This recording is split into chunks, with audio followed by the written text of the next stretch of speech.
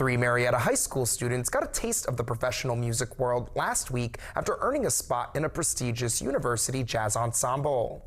Carter Myers, Kyle Palmer, and Grady Work were selected by audition to join the Marshall University All-Star Jazz Ensemble, part of the school's 57th annual Winter Jazz Festival.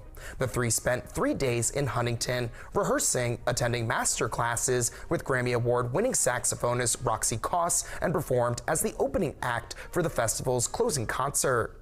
Work and Myers say the experience of playing with accomplished musicians and being immersed in the unique language of jazz broadened their musical horizons. I'm originally actually a bass trombone player, and I made tenor trombone, which is a higher version of trombone. And I got to play some high notes that I don't play very often, and it was really fun just to expand my range even farther than it was before. I think I'm more interested than I was before, getting to play with much more like advanced people, much more like professionally was unique, and it I think opened my eyes to the opportunities that might hold in the future with jazz. Director Eric Statz, himself a Marshall alum, says the high school only relaunched its jazz program last year.